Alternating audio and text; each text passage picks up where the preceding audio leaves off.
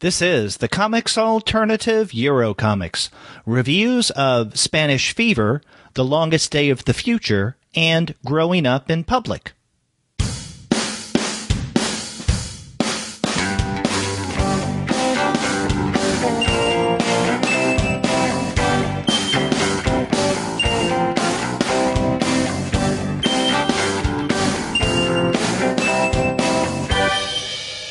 Hello and welcome to another episode of the Comics Alternative Eurocomics. I'm Derek. I'm Edward. Hi. And we're two guys with advanced degrees talking about European comics. And on the September episode, Edward and I are going to delve into Spanish territory. We're going to look at 3 books, all of them recently published by Fantagraphics. We're going to begin with an anthology edited by Santiago García, Spanish Fever, stories by the new Spanish Cartoonists. After that, we're going to look at Lucas Varela's The Longest Day of the Future, and then we're going to wrap up with Ezequiel Garcia's Growing Up in Public. But before we get into those discussions, we want to let all of you know that this episode of the Comics Alternative Eurocomics is brought to you by the wonderful folks at Discount Comic Book Service. Go to their website, dcbservice.com, for all of your comics pre-ordering needs. There, you're going to find all DC, Marvel, Image, and Dark Horse titles at 40% off of the cover price if you pre-order. For all of the other publishers, you'll find that those discounts are 20 to 35% off of the cover price. And every single month, you're going to find some unbelievable specials. Sometimes those specials will be at 45% off cover price, sometimes at 50% off of the cover, but often you can find discounts that are more impressive than that. In fact, 2 of the books we'll be talking about this episode are available right now for 35% off. The Spanish Fever anthology edited by Santiago García, and also Growing Up in Public by Ezequiel Garcia. And, you know, these books are from Fantagraphics, so you can expect their usual high quality, high production values. I mean, these books are really luxury items, and they're available at 35% off. That's right. Great discounts there with these books, but they also have many other specials this month at Discount Comic Book Service. Go to their website, dcbservice.com, for all of your comics pre-ordering needs. And after you do get your books there, please be sure to send them an email and tell them that Edward and Derek sent you. Well, Edward, this is our 3rd episode of the monthly Eurocomics series. And already, within the short period of time since we started, we've decided to do something a little special. And this month, we decided to look at all Spanish language comics translations. And as fate would have it, all 3 of these books are by Fantagraphics. And so it's not as if you and I are lovers of Fantagraphics and we decided to discuss only their books at the exclusion of any other publishers. I mean, we do love Fantagraphics, but they're doing some interesting things lately with Spanish language translations, and we thought that this would be a great opportunity for us to focus on some of those. Absolutely, and this first title we're going to talk about really is kind of a good way in. I mean, as an anthology, it really gives you an overview of the comics, in this case, coming out of Spain, contemporary Spanish cartoonists. So it really does give you sort of an overview of what's going on the scene. That's right. Now, we mentioned that all 3 of the books that we're going to be looking at are Spanish language, but it's only this first one, Spanish Fever, the anthology, that is made up of creators from Spain. The other 2 that we're looking at, The Longest Day of the Future and Growing Up in Public, are by 2 Argentinian creators. But let's go ahead and begin with the first book, shall we? Absolutely.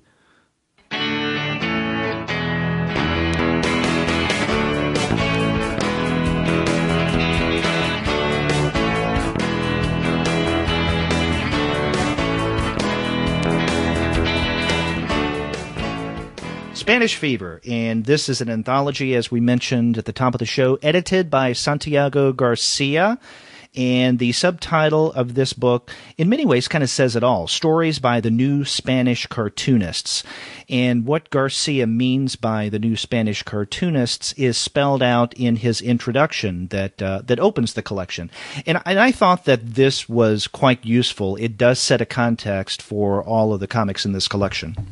Right, and they're also all prefaced by short biographical sketches of the creators involved. And, even though they're new to us, and almost entirely new to me, they're a lot of them have had lengthy careers in Spain and sometimes even bleeding over into France.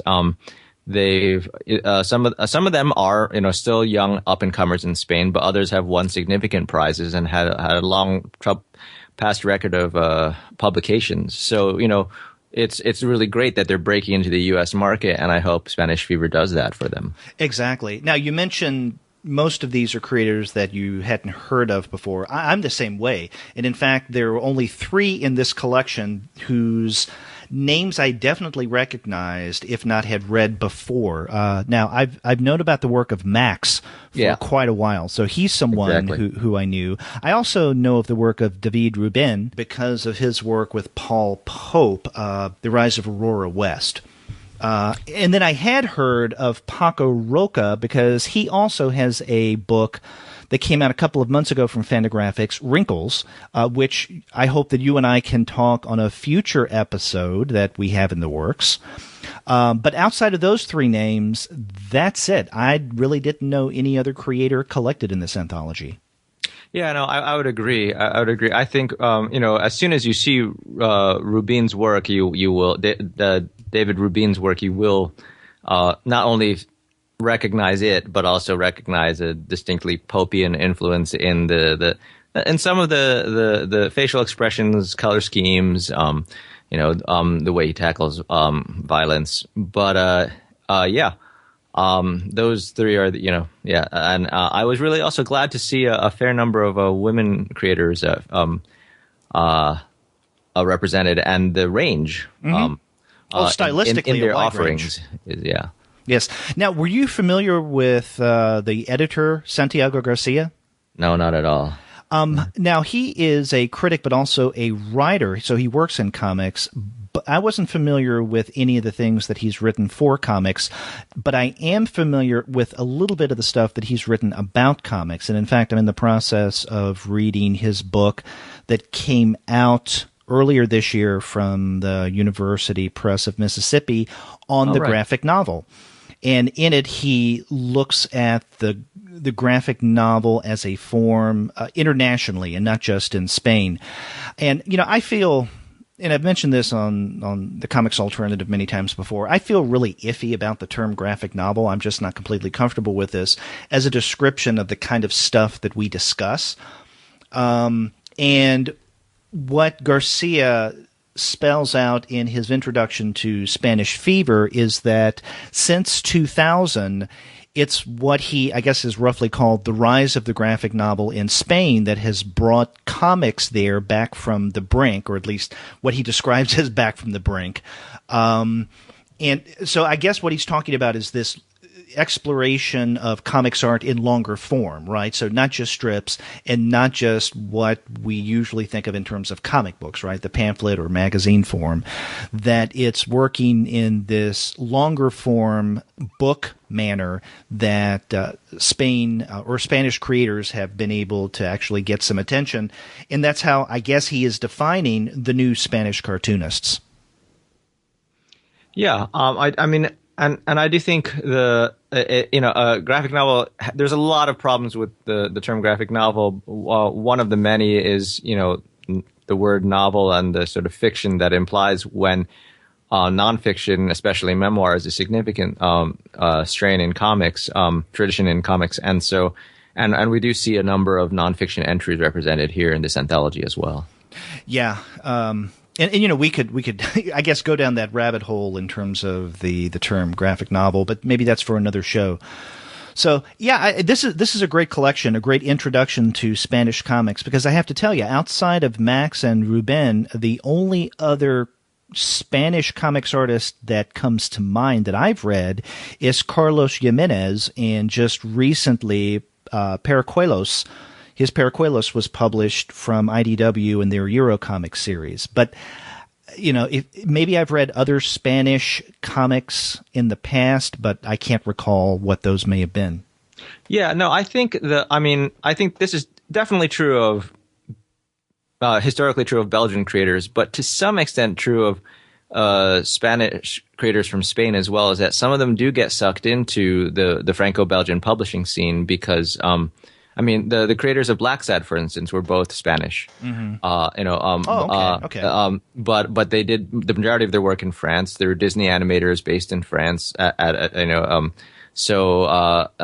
Their publication, even though they wrote the scripts in Spanish, they were published in French first. So those are probably the Spanish creators I'm familiar with, though I don't know how much I associate Spain with them anymore.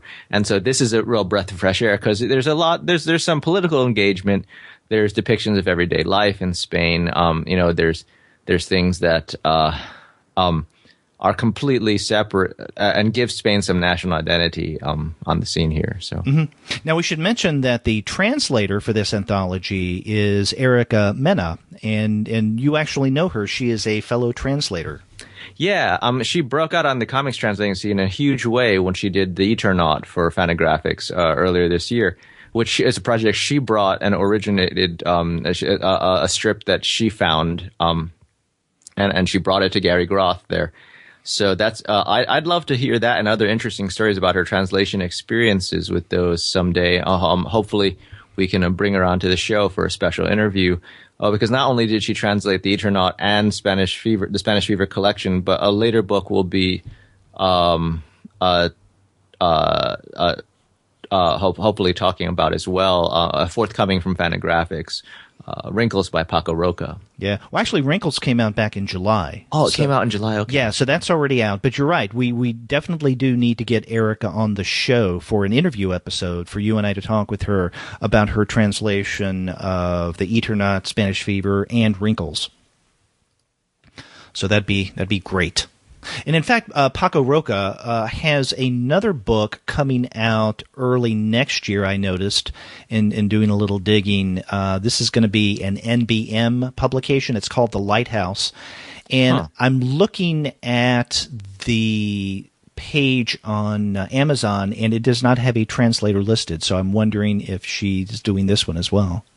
Yeah, I don't know her relationship with Paco Roca. I mean, I don't know if it was a project that was brought to her or whether she originated it. I will say that Roca has a very accessible style, and also that his style here, as represented in the strip Chronicle of a Crisis Foretold, which is a nonfiction strip about the economic collapse, it's a very different style from the one on display in Wrinkles. Exactly. I'm glad that you mentioned Chronicle of a Crisis Foretold because it allows us an entry point into the actual stories in Spanish Fever.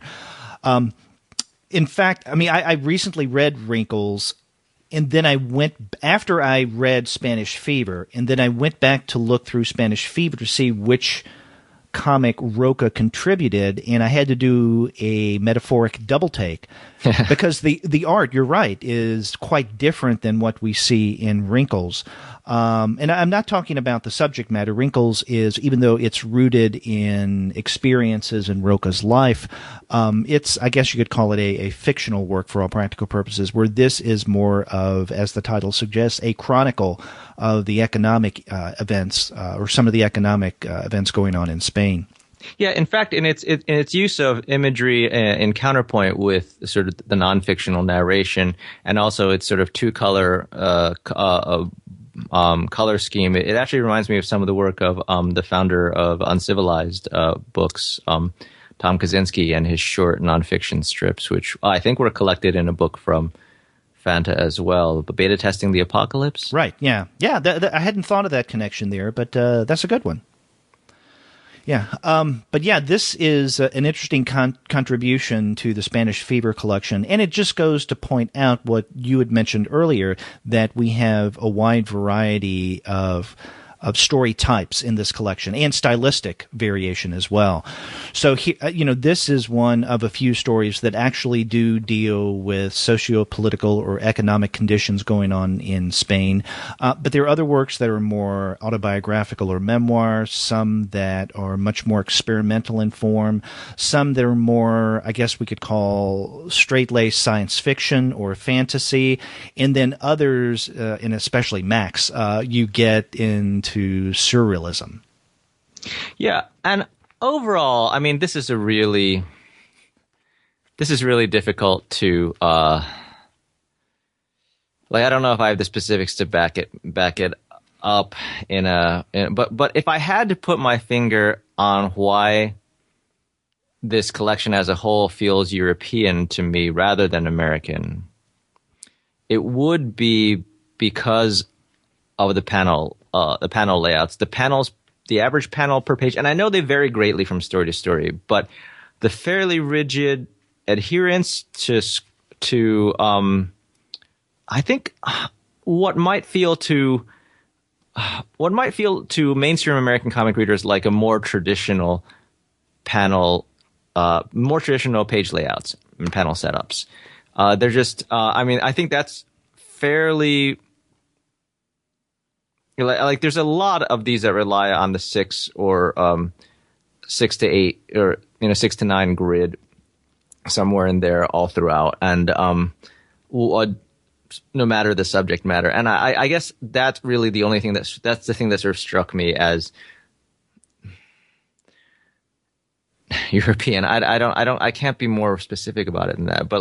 I guess it's something that I get drummed into me a lot because I translate a lot of fairly mainstream and generic French comics, and I'm fairly acquainted with the average panels per page because I have to enter them into the script when I translate. But anyway, that's just an observation. Yeah. Well, what this collection reminded me of, and maybe I wasn't thinking as much European as you were, because when I first started reading this, I couldn't help but think of another Fantagraphics project, Mome, when they had Mome going on. And we've mentioned Mome a lot on the Comics Alternative. It's one of those anthologies that I wish we still had, and we could always count on a wide variety of stories. And I guess the reason why it reminded me, or I was reminded of Mome reading Spanish Fever, perhaps first and foremost because Fantagraphics was the publisher, but also it's about the same size. It's thicker than the various volumes of Mome, but you did get a wide variation of styles and of topics. Some of the stories were a little more traditional storytelling. Some were much more experimental. You had kind of an intermixing at times, maybe even a blending of genres. And it was just a little bit of this, a little bit of that, and I think that's what we get in Spanish Fever. So, reading Spanish Fever, I was reminded of my love for Mome. No, in fact, I remember one of the I know at least one of the artists in the bio sketch they put in front of him, Joaco Vizuete of Curiosities, Science and Fiction. They say he was published earlier in Mome. Oh yeah, and so there might be others in here too. I don't remember. And that's another one of the sort of quasi non-fictional comics. It's black and white, and it has this interesting page borders filled with little doodles. A story about alleged UFO encounters with Soviet cosmonauts. Yeah. So in many ways, this is definitely a Cold War story, but it's an alternate history Cold War story. Yeah, and I guess for me, one of the greatest anthologies of all time in indie comics, at least, was Comics 2000, which has since become a collector's item, which was one of the L'Association, the French publisher, their big bid to step onto the international scene, and it issued an international call, and it's an anthology that includes a number of American artists, North American artists as well. And then I think debuted at an SPX here. I think it took a couple years for it to percolate and to trickle out into into the public. But a lot of the, just like a lot of the members of L'Association are now international comic stars, Louis Trondheim, David B. So they were all in that anthology. Christophe Blanc was in that anthology, Johan Svar, maybe that'll happen here. Yeah. Well, this collection does have the feel that it could have a big impact. I just hope that enough people pay attention to this, readers as well as critics, and we're doing our part to help get the word out here on Spanish Fever. Now, let me ask you something, Edward. And I'm not entirely clear on where, if at all, most of these comics in the anthology were originally published. I remember that in some of the individual introductions of the authors, there was maybe one or two mentioning that this is a comic that appeared originally elsewhere, or at least a shorter excerpt from a longer work. But right, or that they revived a pre-existing character for this particular commission, even right. though But I think that kind of context is a rarity in this collection, and that's one of the things. If we look at Spanish Fever as a whole, that's something that I found wanting. I mean, I really do love Spanish Fever here, but I wish that there had been a little more context, especially in those brief intros, as to where these works came from, or if indeed they were brand new to this collection. And I was looking toward the end, because it's not at the beginning of this book, to see if there are any acknowledgments that let us know that they appeared elsewhere, all the stories here. And I really don't see that. So I'm wondering if that's just information that Garcia as an editor or Fantagraphics as a publisher neglected to put in, which would seem unlikely, or didn't want to put in, which would be unusual, or if these are indeed new for this Spanish Fever anthology, which I would find a little hard to believe, but who knows? Yeah, I can see that. I can see where you're coming from there. And that's something that for me would be really interesting if it were available easily online through Fantagraphics' site or a site created expressly for the book, so that way readers could explore and push further, and it might even have, links to artists' websites, especially for readers who do have some Spanish and could explore further on their own. I do think like that kind of supplementary material, the web is just perfect for that, because it's free. I mean, or almost. It's costs less than printing it, and like that kind of, links to further exploration, I think would really would open out, this anthology into a kind of world. Right. Yeah. To me, listing where works had appeared previously is common practice. So that's why I find in scholarship, right? Yeah. Well, not even in scholarship. I mean, I would think that would be a part of this, and it wasn't in this collection. There's no information there, but and I do find it, again, a little difficult to believe that all of these are new specifically for this collection. Sure. But yeah. But outside of that, I really love Spanish Fever. Now we've talked about a couple of the stories already. Which ones really stand out to you as, I don't know, maybe your favorite, or ones that had you scratching your head? Oh, well, I think in terms of not necessarily in terms of image, pure image, but overall narrative snap. I really did enjoy the one where they get in a knife fight. A bunch of disaffected teens. Yeah, I thought that was really sort of a standout to me in terms of just how to tell a short story, right? And give it rounded off narratively well. Like if I compare it to, say, something like Antonia Alta-Riba's Kim, which has a much more luxuriant style reminiscent of Daniel Clowes and is very very well told, but like, the frame story isn't as satisfying for me. I think that was one standout. And I also quite liked Finland. Now, okay, now you mentioned mathematics. That is by Gaby Beltran and Bartolomé Segui. Yeah. Yes, and I do not speak Spanish, so I'm sure I'll be tripping over many a name in this episode. Yeah, neither do I. Yeah. Our apologies. Yes, and then Finland is by Javier Olivares. Yeah, Finland, the art style actually for me reminded me of other things I've seen in France, specifically by Nicolas Prel, who publishes a lot with the Swiss company Attribile, and also some of the things Alfred, whom we talked about in the last episode, has done. Yeah, I liked mathematics, and I do think that was a nicely contained short story, and I feel the same way about Finland. In fact, I love the way Finland is a standout for me as well, in that it's a story about a memory, and when you begin reading the story, you think that the memory is going to lead in one direction, but it goes somewhere completely different. And I don't want to give away what that memory is, but I found it clever the way that the narrative was handled. Absolutely.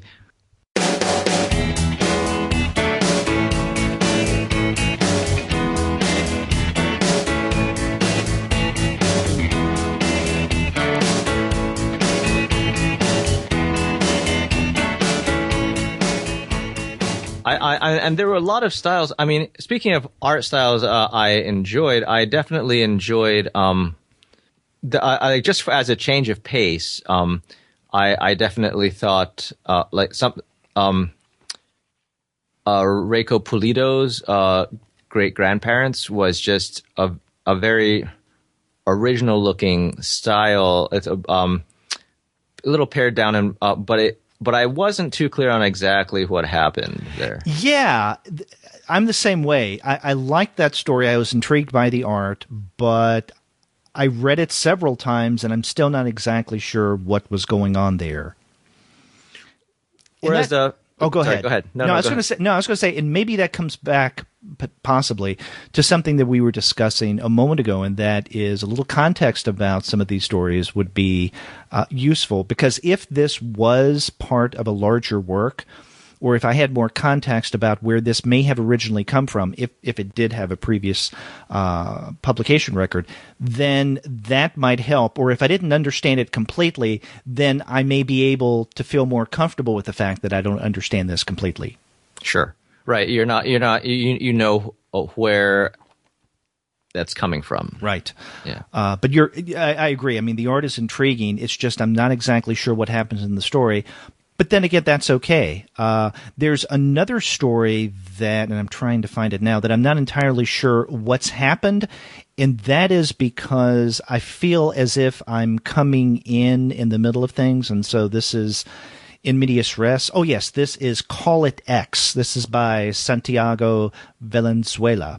Right. This begins on page 201, or at least that intro, and this strikes me as part of an ongoing story, and I read it, and there's a lot of information here, definitely a lot of dialogue. In fact, this is, I think, the most dialogue-heavy piece in this entire anthology. It's like tiny panels full of dialogue. Yeah, exactly. I mean, you have a 12-panel grid in this selection. I read it. I don't know what happens. I don't know what's going on. I don't know the context, and I just feel I'm compelled by the story and the context. And this is sci-fi. This is probably the most straight-laced sci-fi piece that we have in this collection. I like the art. I like what I think I'm getting. I just don't know what's going on. I'm not suggesting that there's only that prizes are either equitably distributed or even, well judged. But there are a number of creators in here who do have in their little bio sketches mentioned that they had a book that won what seems to be Spain's top comics prize, the Premio Nacional del Cómic, and that's also something I'd like to know more about. Mm-hmm. And maybe even see like just I don't know, a gallery of covers that has the of the winners or something like that.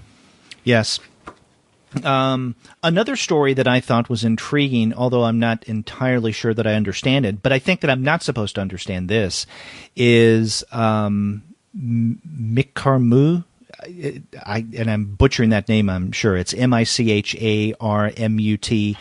This is on page 170. Time in, time out. Time in, time out. Yes, on page 175. And I really enjoy the art here. And this definitely has a European feel to it, a Franco-Belgian look to me. It's the bold, bright primary colors, and then it's almost got a juiced swart kind of swart. Yes, that's what it reminds me of. Yeah, but there's a sudden twist in there that really reframes your idea of the world that this is taking place in, and it's not clear exactly how that is meant to end what is really like a 5 or 6 page story. I feel the action's clear, more or less clear up till that point, since it just involves things moving around. Like, sure, you see people you see someone crying through a window, but you don't know why, or you see a bird flying in and out of houses, or you see, another one it kind of reminded me of because of how immaculately he sets up a 6-panel grid that, both establishes a continuous landscape, which is kind of a wall of houses where you can see into certain windows. Right, it's like a triptych feel, right? It's the same thing. What I'm thinking of is Richard Maguire's Here, right? Yes. That's a good one. Because not only do we have the scenery that is established by multiple panels, right? So where each panel is just a portion of a larger setting that's continuous, but we have events that happen literally spilled from one panel into another in a way that kind of breaks that fourth wall, even though I think that that's an overused term, breaking the fourth wall. But it does point out the experimental nature of time in, time out, and how this is one of the comics in the collection that really does play around with the form and draws attention to the fact that it is nothing but comics, really. Yeah. Absolutely. Yes. Another story for me that stood out, this has to be a contender for my favorite of the collection just because it's so wacky, and that is Carlos de Diego's Ticket to Malta. And this is toward the end of the collection. It's one of the longer stories, in fact. Right after Finland. Yeah, it begins on page 245. And given the title, I was thinking that this would be one kind of story, but then it turns out to be something completely different in that a man and his wife, or his significant other, are somewhere, and you don't know where exactly at first, but it turns out to be a place like IKEA, but it's not IKEA. You see in the first panel that there's this building with the word idea, I-D, and the D is backwards, E-A. And at first I didn't know what to make of that, or I didn't take that as the setting of the story.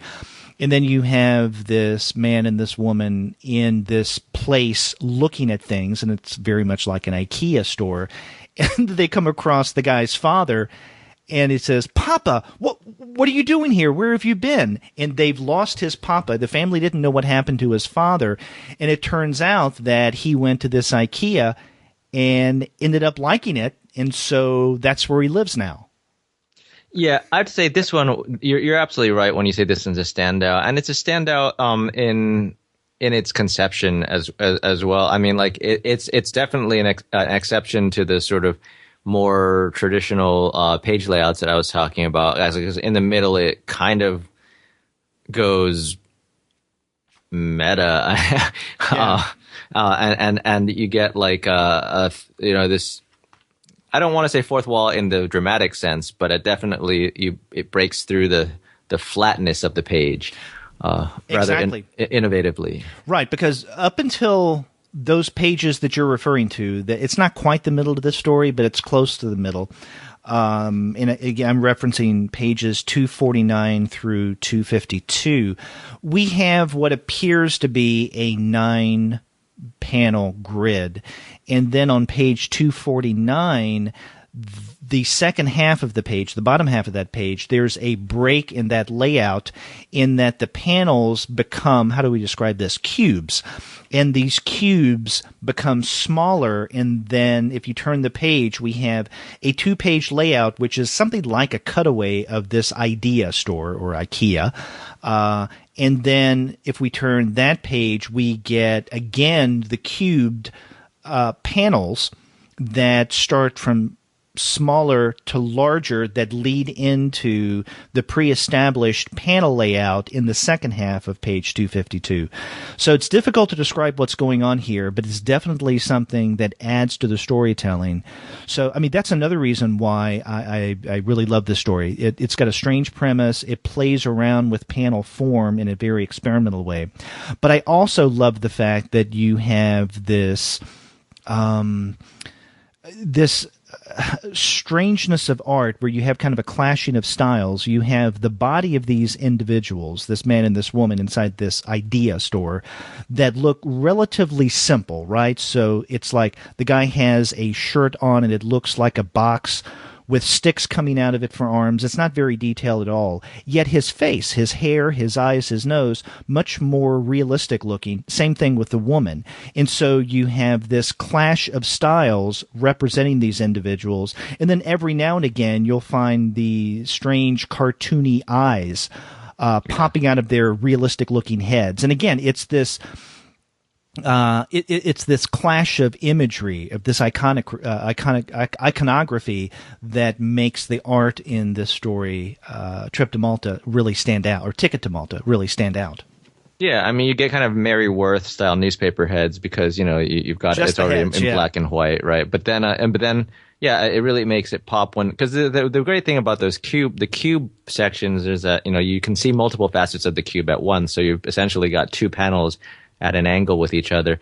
And then when it goes to the cutaway, the 2-page, the giant splash page cutaway of the idea store that you're mentioning, you get the comics normal style in the store, which is, gridded up to look panelish. But then the rest of the like the sun and the clouds and the sky look like kids drawing. Mm-hmm.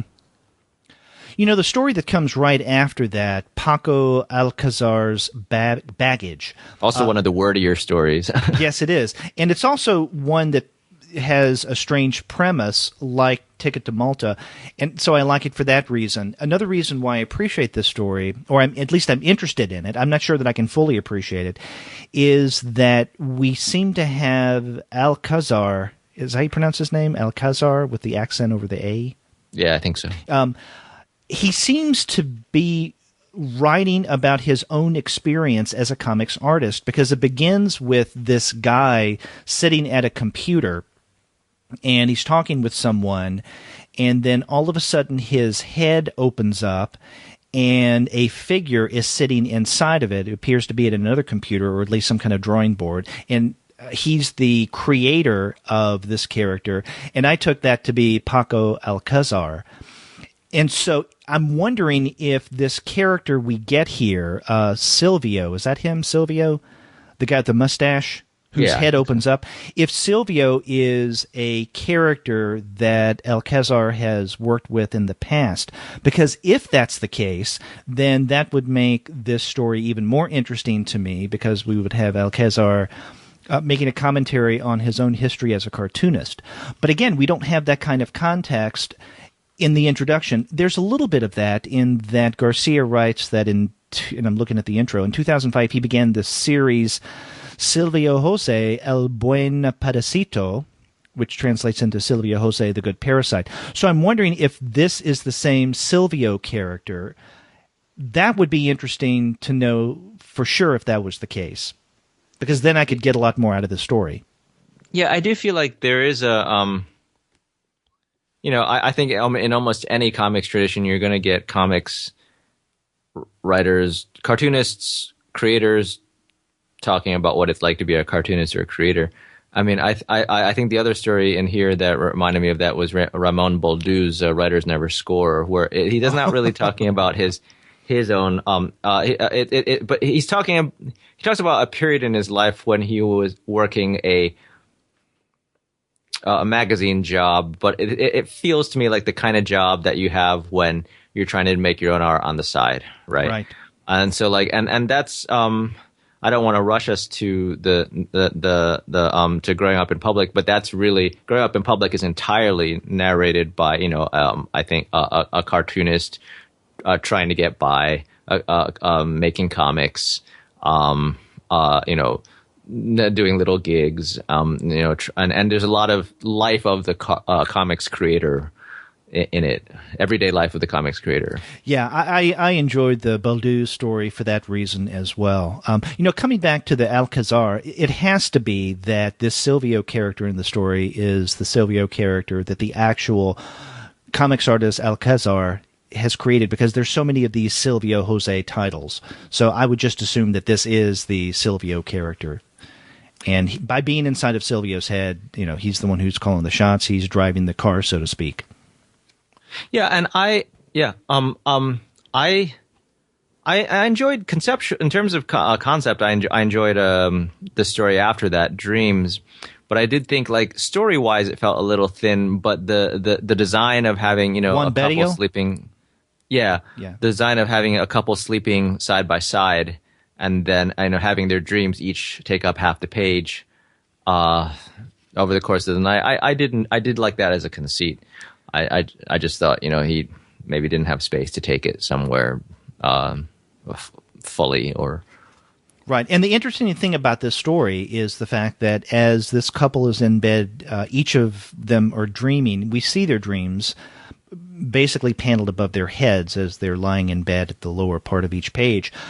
And each of the dreams has a different palette, right? So the guy's dream has more of a brownish look. The woman's a blue-gray look.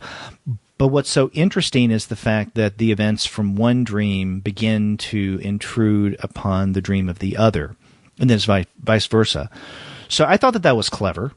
Again, not revolutionary, not groundbreaking, but it was good. It's effective as a narrative device. Yeah. Yes, exactly. Now, another story that I liked, and God, we could just go on all day about which stories stood out. Almost all of them for me. Pede Jones, Arizona Stratocaster. Yeah, I enjoyed the art more, I think, than where that ended up. But I can see it was a breath of fresh air to see, to see the panel structure abandoned entirely for a little bit, and just no borders, and it's a significantly different landscape and use of color from most of the other offerings. But I guess, I don't know. I think the ending left me a little cold there. Really? Huh. Because I thought it was the ending that really clinched it for me, because it just seemed to not come out of nowhere, but give it a twist that I wasn't expecting. That's true. I don't think it was expected. I just don't know that it was explored either, I guess. Yeah. We can't... it is also one where the American influence, of American influence of American culture abroad is clear. Has a clear presence, and I think that's something that you're going to spot in comics also of almost every culture too. Is some kind of nod to American pop culture. Right. Even though this one takes place in Arizona, it's a America setting, American culture, and American history. Yeah. Yeah, there's that. We can't stop talking about Spanish Fever without mentioning Max's contribution, An Enigmatic Dream. If for no other reason, I just love Max's work. I love his art. And I have a particular fondness for this kind of clean art style, or the clean line style. And in fact, what's it called? Nueva... Linea Clara? Linea Clara, yeah. Yeah, new clear line. Mm-hmm. And Max, his work is representative of that. Although it's it's a bit Ivan Brunetti-ish too, right? Yes, but in a kind of a cartoony way, and I guess that's the Brunetti coming out. I really do like his comics, especially for the surrealism, and this is definitely surreal. Yeah, absolutely. It's got like a real, it's got a mythical element. It's got, it's clearly a dream right from the beginning, and it's got very arresting imagery, and if anything, like it's a little more like, if it's if you had, it could point the way to the Lucas Varela book that we're for discussing this episode, The Longest Day of the Future, because that has a similar sort of cleanliness and vibrancy. Yeah. Right. Now, when we first started to talk about Spanish Fever, we had mentioned that both of us were familiar with the work of David Rubín. And Rubín's comic, Demolition, is the piece that closes out this collection. And those who have read the Paul Pope stuff, the stuff that he's done with Paul Pope, will definitely recognize this art, but also the topic, because as he's doing with Augusta West, this deals with the superhero genre, the story Demolition. And it's an interesting take on, I think, American superhero stories, because, there are these obvious references to Superman and Batman, and that's basically what you have going on here. Just a curious twist there. Yeah, it's the only one to, I think, overtly take on the superhero genre. Though there's the one, I think it's Ana Galvan's that takes on My Little Pony. Oh yeah, there's that. I really enjoyed that one too. Yeah. But again, this is one of those collections that you and I could go on forever about, all the great stories that are in here and really do a deep dive on that. But we do need to move on to the other books that we're looking at for this month.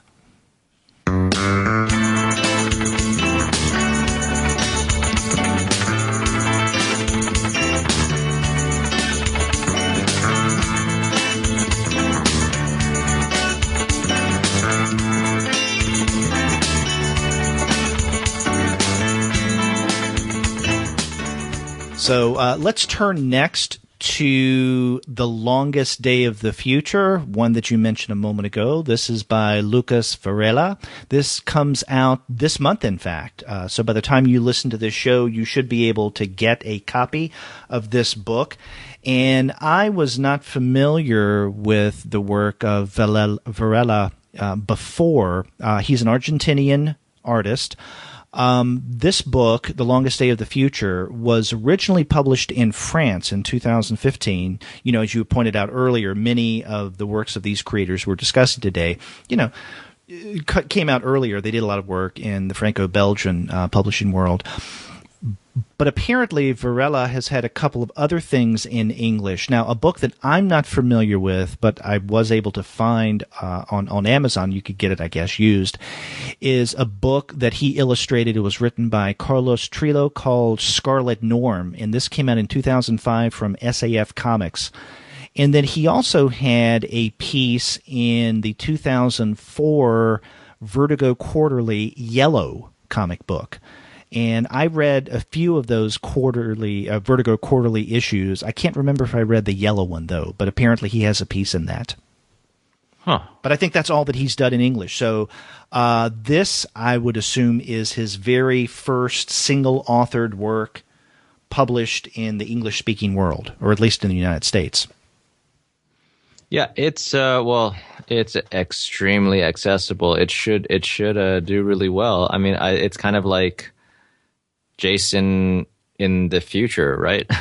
It is. It is very much like the work of Jason. The art is not entirely similar, but it's somewhat reminiscent of that.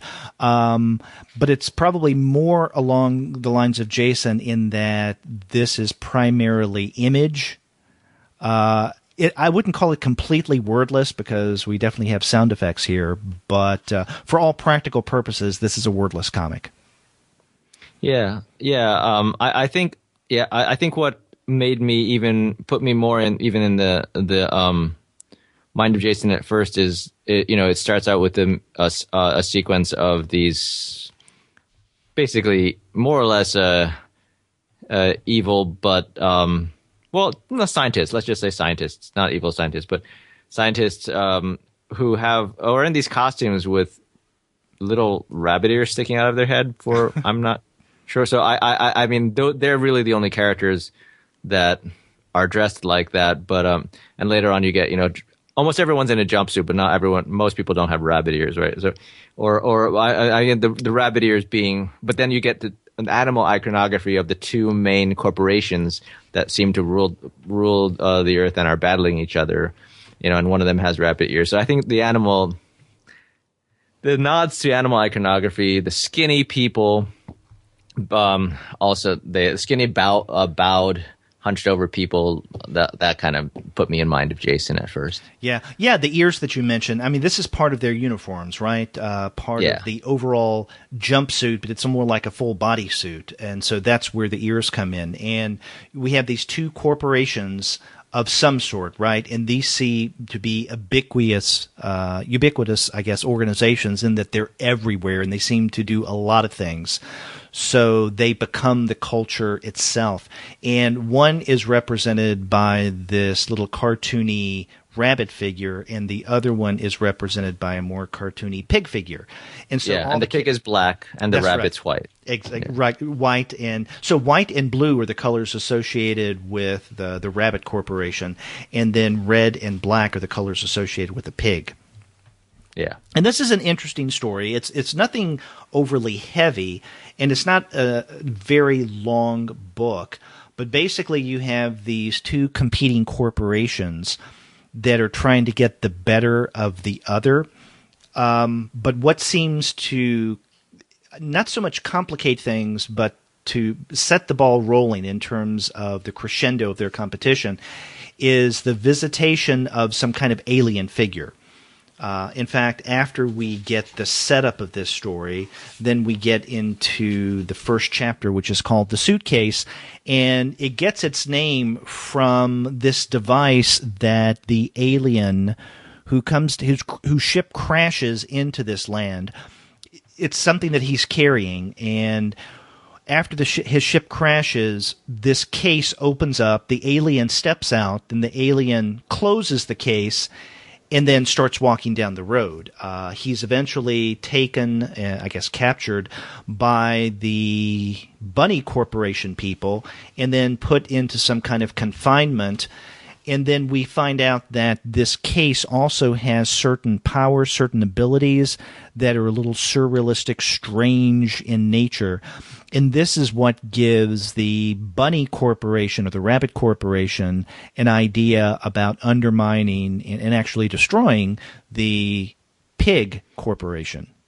Yeah, whatever the activities of these corporations, and there definitely are shots of the sort of the massive monolithic towers, headquarter towers that they inhabit at opposite ends of the city, and also sort of almost Guillaume-esque Brazil like huge halls where people are bent over desks. But but whatever the nature of their activities, they're clearly two sides, the two monopolistic figures on this landscape, and they also have a lot to do with fast food, right? Like coffee, beverages, disgusting food products. And then so the suitcase seems to give the white bunny folks an edge on and it's not because they're not just up to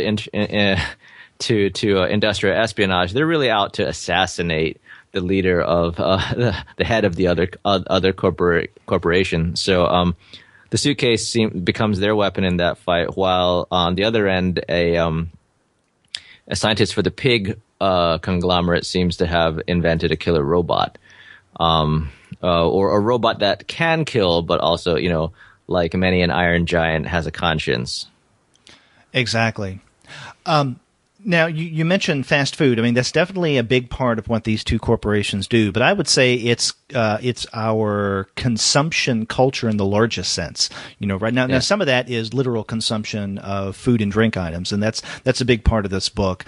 But it's just, I think, consumption in general is what these two corporations are about. Yeah, even of entertainment. There's a Mickey aspect to it, like these constantly smiling, icons also. Yes, exactly. This is also, I would say, a story, a dystopic story, right? Because on the one hand, you have a world where these two corporations are trying to create some sort of utopia. But as we all know from, history and classic literature, that every impulse toward a utopia begins to turn dystopic eventually. And so what we have here is an actual dystopia with the promise of a utopia that comes not from the corporations, but from this, it seems almost like an imaginary, if mythical region called Paraíso, Spanish for paradise.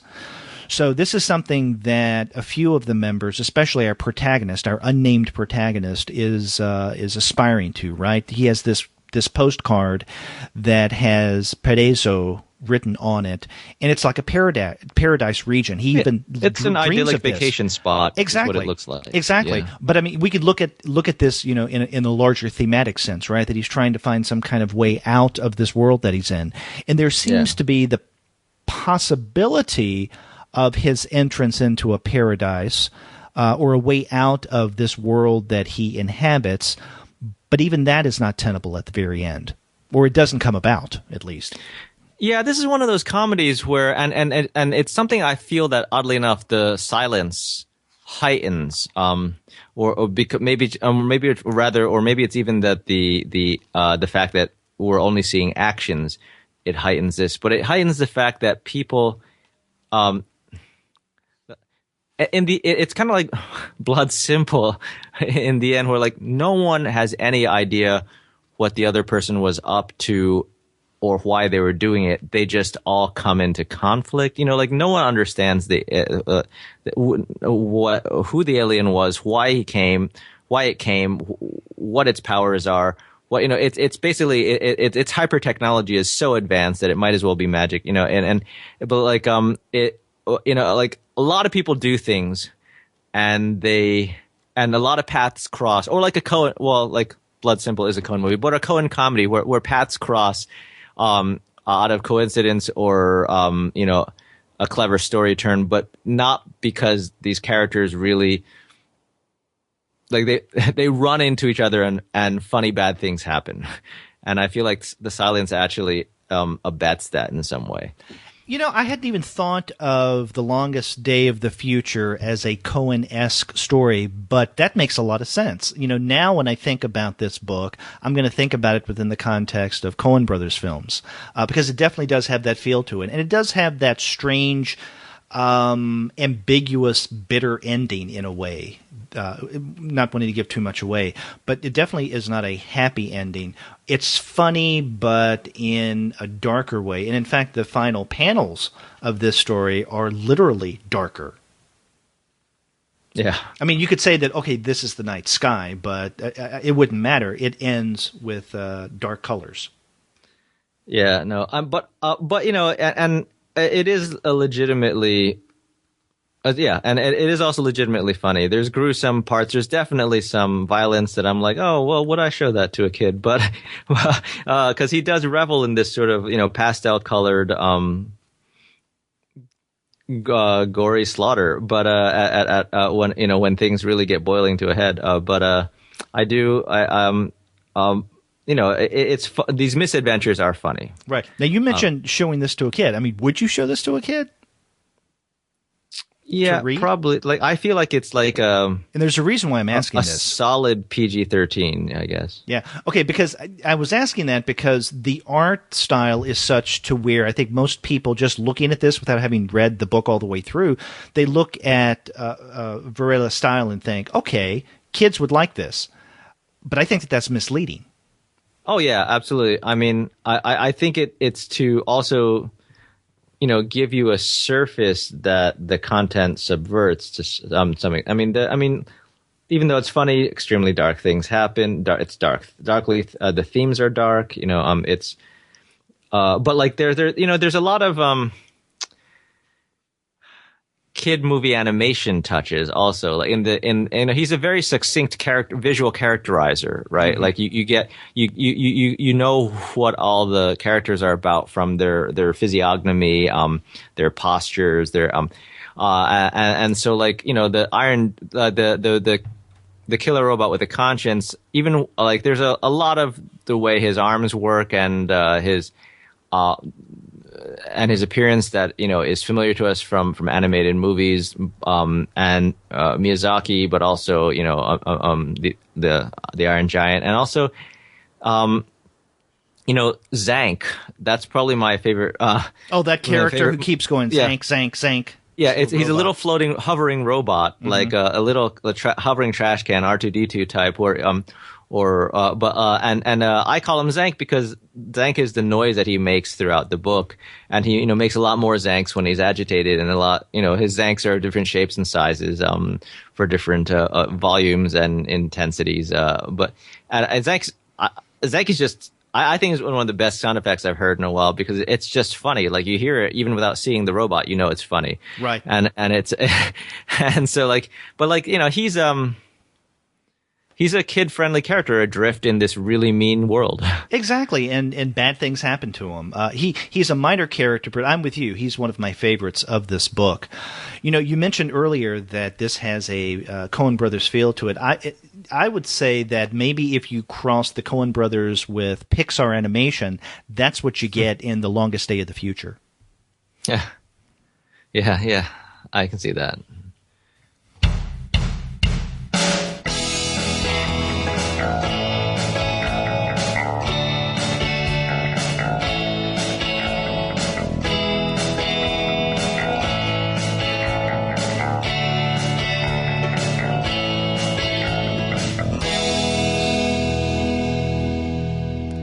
Well, Edward, you want to move on to the last book that we're discussing this month, and that is Growing Up in Public?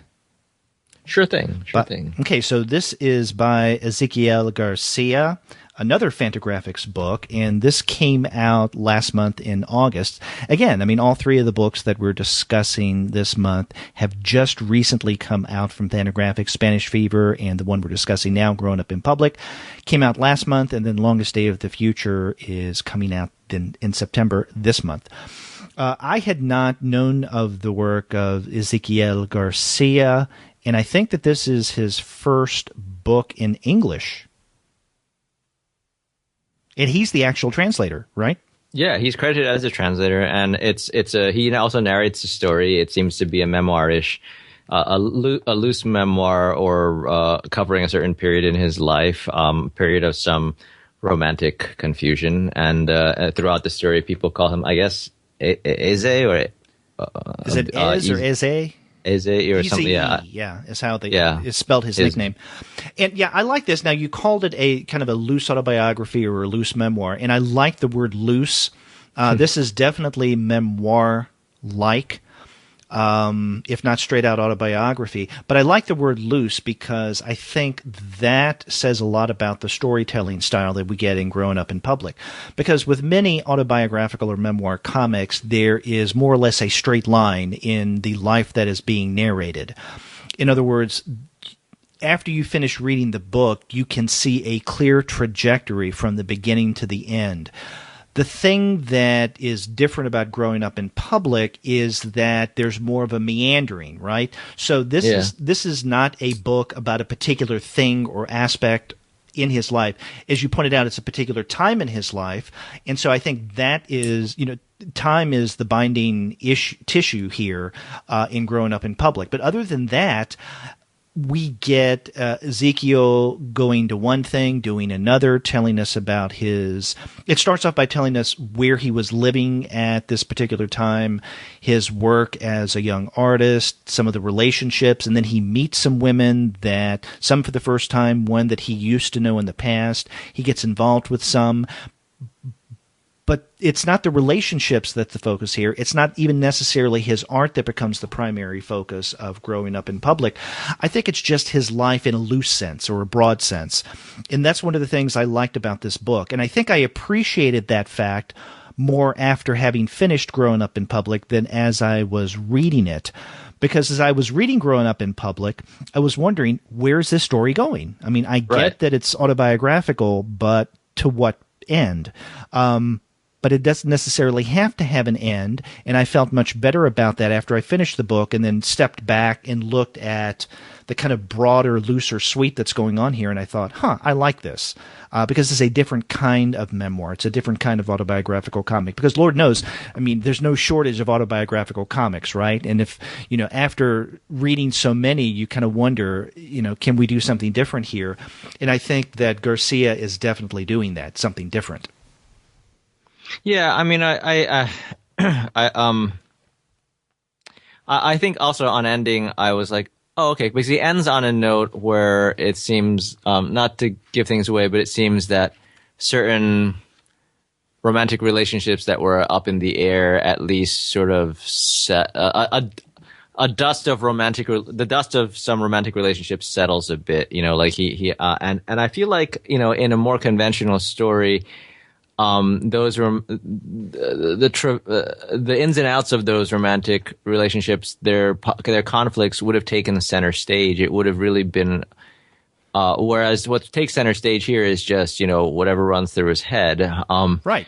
And visually, what runs through the book ties it together a lot for me is evocations of a changing cityscape, and also music lyrics that I'm really happy were left in Spanish, but that snake across the page, because music is a big part of his life. Going to movies is a big part of his life. Sort of taking in culture is a big part of his activities. Most of his dates are like cultural events, and yeah, I do think. And happily also they provide translations for all those lyrics at the end, in the form of endnotes. So they're not footnotes, they're not cluttering up the page, but they're not, but the naturalness of the Spanish lyrics is also preserved because you don't have translations of the lyrics snaking across the page. And yeah, it's except when in the few cases where he is playing something in English, because he listens to a bunch of Anglophone bands as well. But I do think, like, someone who was interested in exploring the culture here would get a lot of references out of this book for further, to like a lot of bands to look up. Right. And that's nice. Right. Now, a couple things that you've said I want to dig a little deeper in. Now, you mentioned the book ending in a way that's kind of like up in the air, and I think it's worth pointing out that the very last panel of this story, literally, we are up in the air in that he's on a plane where Ezekiel and his friends are on their way to a vacation in Brazil, and I think we mentioned that Ezekiel Garcia is Argentinian as well, so they're heading out on a summer trip to or their summer, because it's in December, right? A summer trip to Brazil. And the way that this ends is this last panel, they're on their way to vacation, and Ezekiel says in this last panel, near the end of that vacation in Salvador de Bahia, Laura and I fell in love, but that's a story for another day. Now, that led me to wonder if this is just the first of maybe a series of autobiographical books that Garcia is going to be giving us in the years to come. And I hope so, because I really like where he's going here. But so this could be the first part of a longer memoir project, perhaps. Another thing, though, that you mentioned is the song lyrics. And I'm like you. I'm glad that they retained that ribbon-flowing lyrics that kind of float above the panels or over the action in the panels. The music references reminded me in many ways of what you see in the Hernandez brothers' Love and Rockets, because music is very much a part of both Jaime and Gilbert's stories. And what they usually do, though, with certain titles or lyrics is they include notes on the page that the lyrics actually appear, right? So sometimes they're translations and sometimes they're just references to what these actual songs are, even if the lyrics are in English. So they give you some kind of context there. And you're right to point out that what Garcia does at the very end of this book in the notes section is to give us the translation of some of the lyrics. Now, here's the problem, though, that I have with that. And this may say more about my reading habits than anything, but it wasn't until after I finished reading the story proper and I got to the very end of the book that I saw the translation of those lyrics. In other words, what I did not do when I picked up this book is to flip through everything completely, just looking casually to see how everything was laid out, and then I started to read it. So as I was reading this book, I skimmed over those lyrics because they were in Spanish, and I did not read Spanish, and I was wondering, okay, if I'm supposed to get something, some significance from the songs whose lyrics are being presented here, I feel at a loss because I can't read Spanish, and I didn't want to take the time to stop and look up on Google Translate, right? Sure. And then I got to the very end of this book, and I go, oh, duh, the song translations are there on the last 2 or 3 pages. I wish I'd known that earlier. And I'm wondering if, in putting this book together, maybe it would have benefited by some kind of notation at the beginning that notes, and not just for the lyric translations, or at the very end of this book, in that you can find that information there. That would have been helpful. Another thing about the paratext, in other words, the information in the book that's a part of the book that doesn't necessarily play into the story directly, are the notes that he includes on page 106, and then the translation of the music. The pagination of the notes is completely off. Did you notice that? Yeah, that is true. Yeah, and that was a little strange, which makes me wonder if maybe, I mean, this is not more of an artistic issue as it is a production matter. Right. And so, I'm not blaming Garcia on this, but I do think that Fantagraphics, and along with Garcia, should have wondered, well, maybe we should double check some of the page numbers here, or maybe put some information at the very beginning of this book about the supplemental material, the paratext that appears at the very end of this volume. Well, actually, it's funny that you mentioned that. I mean, I think that's an ongoing debate with translators.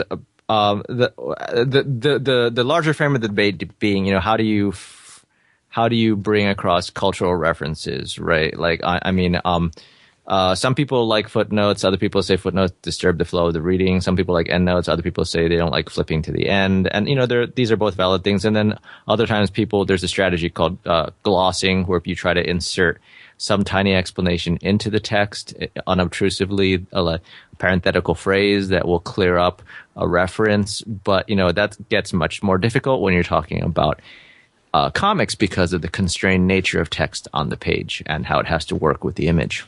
Right. And I can understand that. I'm just wondering why the artist or the publisher didn't put some kind of information at the very beginning of this book to say, hey, notes and translations are at the very end.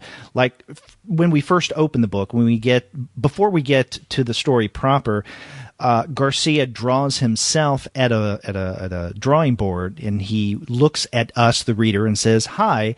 And then right beside him is another drawn representation of himself as he's looking up at the cover of Lou Reed's Growing Up in Public album. And he points out that he likes that album. He liked the title, and he used it for the title of the book, which has nothing to do with the story that's going on here in Growing Up in Public, but I thought that was interesting. So here could have been a place where his cartoon self is saying, I called it Growing Up in Public because I like the Lou Reed album. Also, you will find music translations at the very end of this book.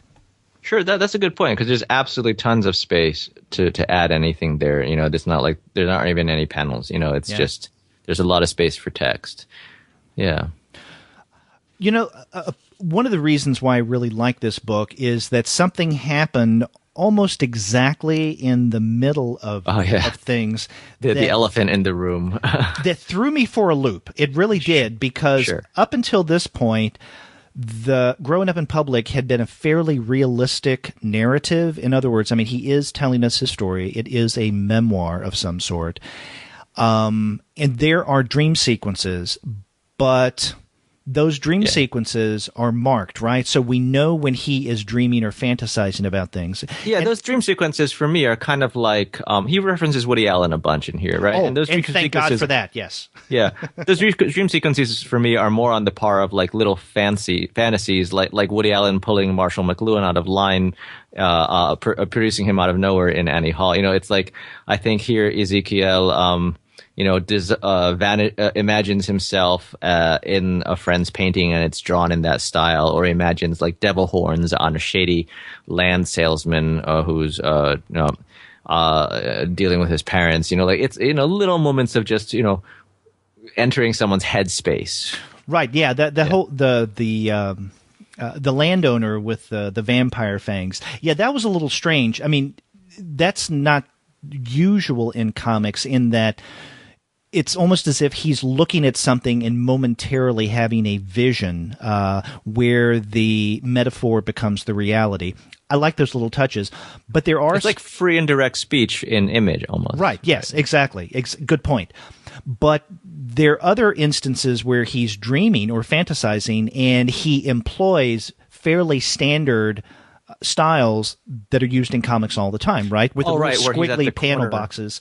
Yeah, and he's at the corner, like with his head on the pillow, and then the rest of the page is like one giant, like dream that's encased in, right. Stuff like that. And the borders of the panels are drawn in a very different way. Now that he does that occasionally throughout this book, but the part where things get a little weird and threw me. And this wasn't just a momentary lapse into the fantastic. I mean, this went on for I don't know how many pages. Yeah, a good 20 pages at least. Oh, yes. And it begins on page 49, and this is right after he leaves a woman that he ends up becoming involved with, Lauda. And he goes back to her place. They have tea, but he doesn't stay over. And so it ends relatively, I guess, innocent enough. And as he's waiting for his bus, he takes out a copy of Moby Dick, which apparently he's in the middle of reading. And then he seems to hear something coming from a building right down the block. And it appears to be a sermon. And lo and behold, it's a sermon delivered by Father Mapple, who is standing above his congregation in a platform that looks like the bow of a ship. In other words, this is what happens in Moby Dick with Father Mapple. And he is actually using Melville's text in this section of the book. Yeah. And, he can switch styles really at the drop of a hat or on a dime. Like, he can shift styles from panel to panel, but like there's a lot in this section that looked really woodcuttish to me. Yeah, you're right. This does have that feel, and I think that plays into what's going on here. Although, if you'd asked me to put my finger on what's going on here, I couldn't tell you, because the core of Father Mapple's sermon in Moby Dick, and this is toward the beginning of Moby Dick, is Jonah and the whale, and so that's what we get here in Growing Up in Public. Now, this goes on for about 20 some pages, and then it ends.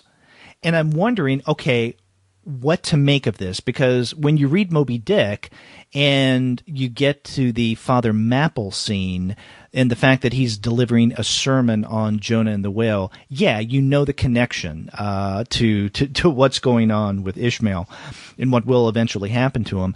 I can't really understand exactly how all of this connects with what's going on with Ezekiel, but I had a good time reading it. Yeah, it just seemed like a whim to me, like sort of like a head trip, a way of because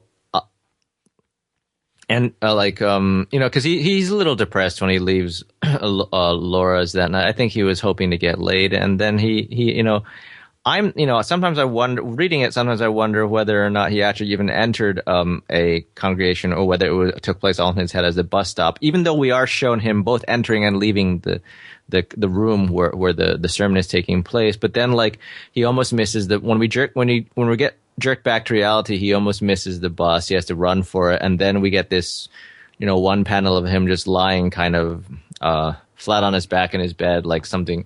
He's like he's reeling from some major event, or he's trying to process what so much of what happened to him. So maybe it's just the artist really got lost in that passage reading it that night, and he just really wanted to try to convey that feeling, because it definitely is a major narrative timeout.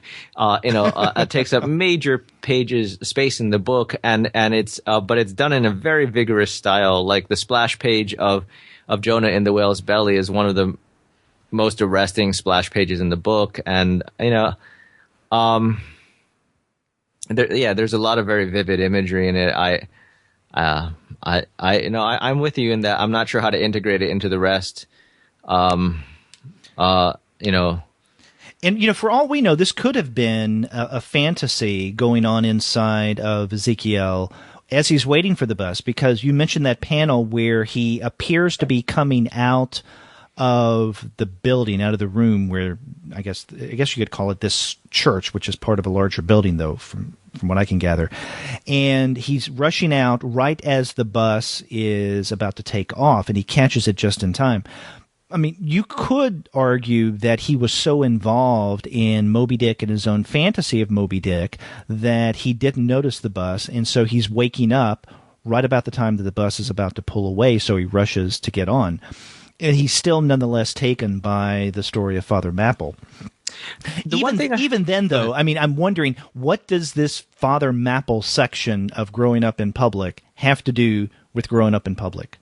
Yeah, I couldn't answer that for you. The one thing I have to say is that, sometimes you read something, whether it be a prose narrative or a comic, and you have a very sort of standalone or sticky outy section, and you think, you just get this feeling like, oh, did he start with this and then just build the other stuff around it? And that's something that I never felt reading this. As much as it stands out, and it totally does, I never felt like, oh, he drew this separately and then he just stuck it into here. Like, maybe it's the fact that, like, it's not discrete, like it doesn't that the bleed-ins sort of happen, they're not cut off by distinct pages, but I definitely felt like it was part of the book as opposed to something that he did and then he thought he would grow it into the book or. I agree. And, I want to point out that I don't have a problem with this, because even though I can't figure it out, I'm okay with that. In fact, that brings me back to something that I said when we first started to discuss growing up in public, that looseness, right?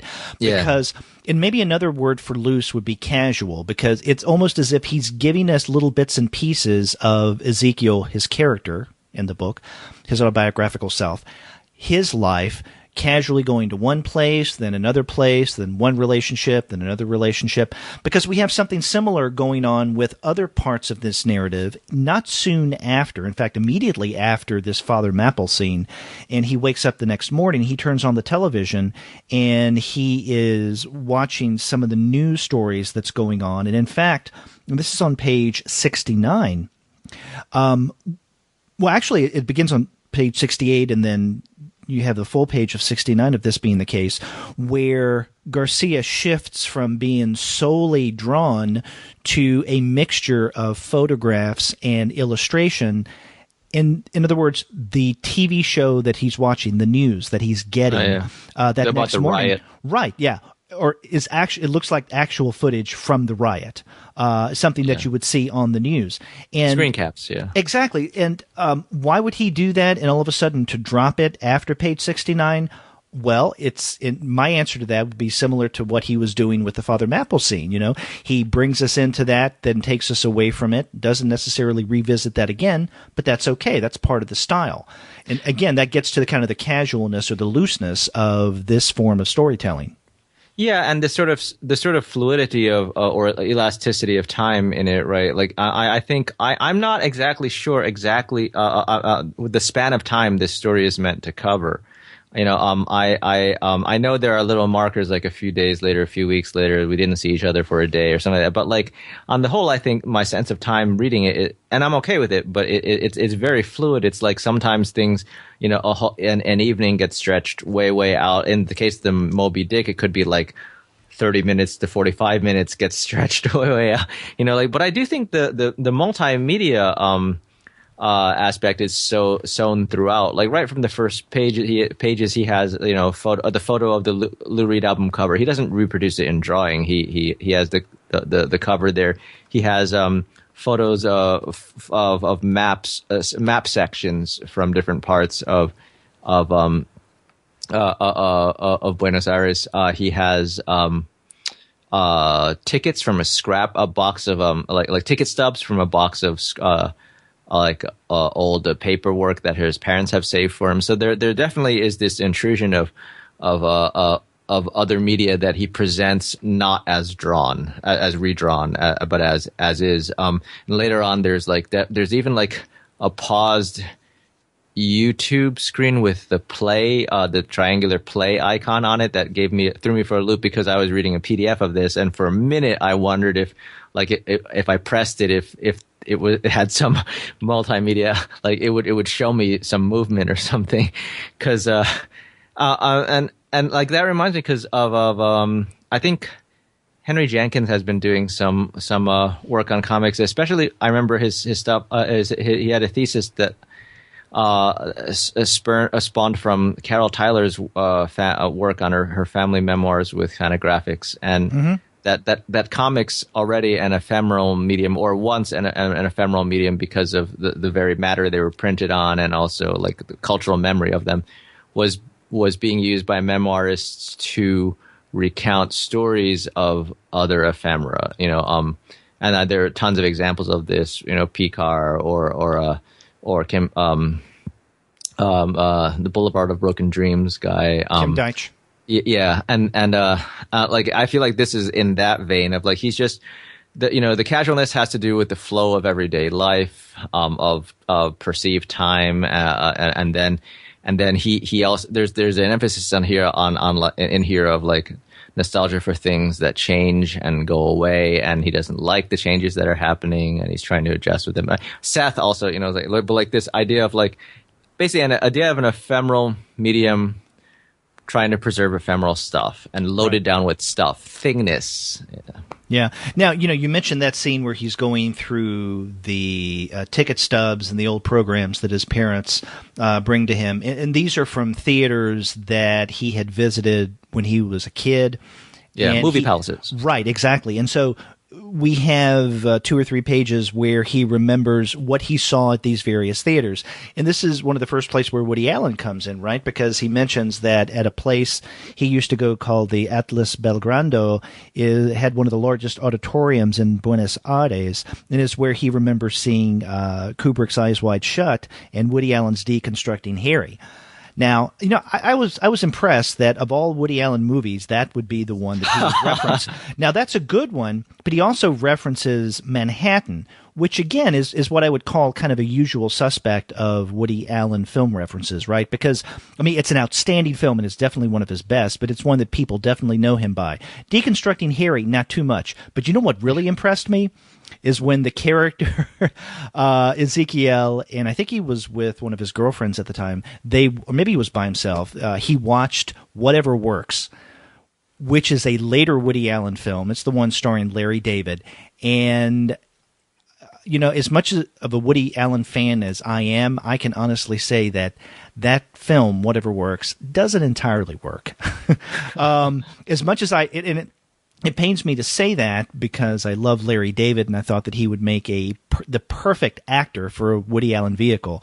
But that film just didn't do what it should, I think. But it's one that you wouldn't think to reference in a book like this, but yet he does. And so I was impressed by that fact. Yeah, he does seem very unprejudiced and in his omnivorous embrace of culture, both from abroad and yes. Film, music, and TV. Local. Yes. Yeah. I really like this, and I do hope that this is the first of more than one autobiographical work from Ezekiel Garcia. Yeah, me too.